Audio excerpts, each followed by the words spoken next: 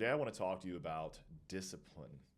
And you hear discipline thrown around a lot, especially in the manosphere. You hear a lot when it comes to health, fitness, training, all those things. And you hear things like discipline equals freedom, famous Jocko quote and book. Good book.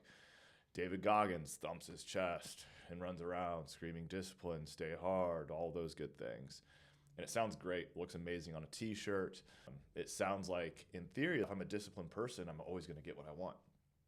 But I watch disciplined guys fail every single day.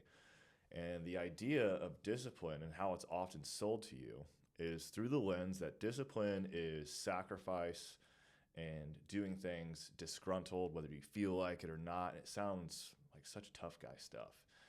And in actuality, it's just not. Discipline is kind of a fragile thing. A lot of people who claim to have so much discipline, they're running on a really shitty, inefficient system. And here's why.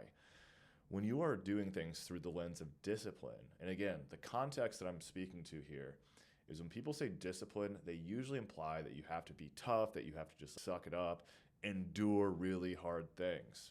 And while that sure has a time and place, it is not a sustainable way to operate. And here's why. Think of it this way. Let's say we have two dogs. I have two dogs in this room with me right now. That's why I use that example. There's one over here. And when you have two dogs, let's say you have one who is a Chihuahua and you have one who is a Labrador. Yes, you can teach the Chihuahua to go retrieve something from the water. It's eventually not going to want to do it, though. It's not its main thing. Versus if you have a lab loves to retrieve. A lab will work all day. Even when it's exhausted, you're going to have to beg it to stop because it's having so much fun. Which do you think would make a better retrieving dog? The Chihuahua, who you have to beg and plead with treats to retrieve, or the thing that was made to actually retrieve and loves doing it? Obviously, the lab. And it's the same thing when it comes to discipline. You see a lot of people who say, like, I'm going to force myself to do this. Well, if you're forcing yourself to do something you don't enjoy, what's the likelihood that you will stick to this the rest of your life? Very low. Now, I'm not saying avoid challenging things. That's actually quite the opposite. What I am saying is to learn to enjoy the challenging things. And that's the secret right there. It is not avoiding discomfort. It is not avoiding the hard things, but it's also not just forcing yourself to arbitrarily do difficult things because it's going to make you tougher.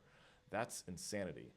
What instead we would do is we would teach ourselves to enjoy the challenging things, enjoy going for a run in the rain, enjoy a heavy ass set of deadlifts, enjoy nailing your nutrition. And why would you ever enjoy these things? Because the return on those things is going to be so massive.